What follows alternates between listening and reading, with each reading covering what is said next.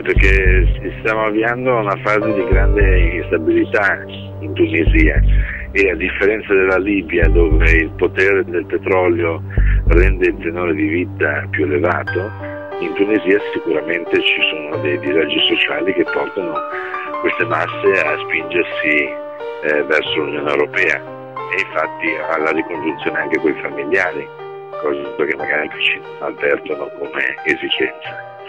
Da qui i problemi e da qui anche il braccio di ferro tra il nostro governo e quello tunisino sui rimpatri, perché la linea di tunisina è molto rigida per evitare i rimpatri di massa. Insomma.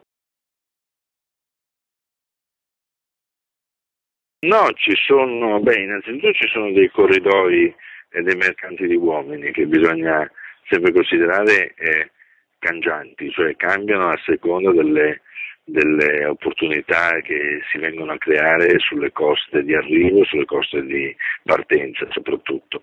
È chiaro che in un momento come questo, con dei controlli molto fragili, i tunisini puntano su un'isola che diventa agevole per le rotte di espatrio clandestino. No?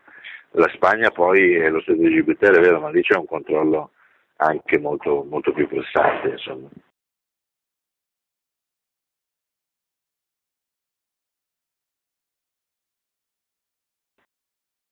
Ma guardi, innanzitutto credo che l'Italia con i suoi 5.000 chilometri di costa è sicuramente uno dei confini più sensibili dell'Unione Europea e quindi noi non possiamo fare come facevano i greci con gli albanesi, no? Cioè gli albanesi venivano coi gommoni rischiando la vita e mentre superando la montagna si sarebbero già trovati in Grecia. Non andavano in Grecia perché per ogni albanese clandestino che veniva trovato sul suolo greco l'autorità di Atene davano ordine di rimpatriare magari centinaia di lavoratori stagionali albanesi.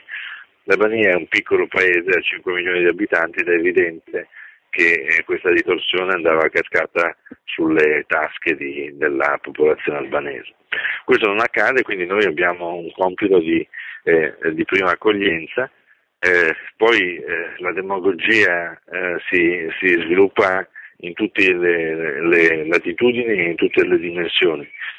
Penso a chi nel PD si sbraccia per accogliere i clandestini, gli immigrati, poi non li vuole nella propria regione. Ecco, è una cosa che in Italia non fu già visto e Lampedusa è diventata ostaggio delle politiche internazionali, perché l'Unione Europea, al di là dei finanziamenti, credo 60 milioni di euro, 80 milioni di euro che aveva dato, non si fa carico di questa situazione che è una situazione di emergenza, cioè ci sono il collasso. Siamo di fronte al collasso di certi paesi del Nord Africa e non siamo di fronte alle tradizionali ondate di immigrati. E credo che però su questo profilo gli paesi dell'Unione Europea hanno difficoltà ad essere sensibilizzati. Per quanto riguarda Berlusconi è andato lì, io spero, ma lo spero più che per lui, per la politica, cioè che cosa si è dato 48-60 ore di tempo per sistemare l'isola, credo che sia importante che questo tempo sia rispettato. Abbiamo dei precedenti che non sono proprio andati in questa linea, no? I precedenti di Berlusconi, speriamo che sia un caso diverso.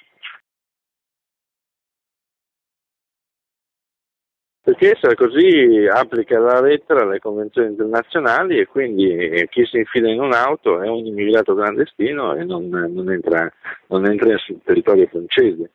Cioè Schengen funziona solo a senso unico e il rischio è che noi rimaniamo col uccellino in mano, questo sicuramente. Per questo insisto, ci vogliono provvedimenti eccezionali. I provvedimenti eccezionali non si decidono a Roma, ma si decidono in sede di Unione Europea e fin tanto che questo non avverrà ci troveremo in una situazione di emergenza come quella che stiamo vivendo.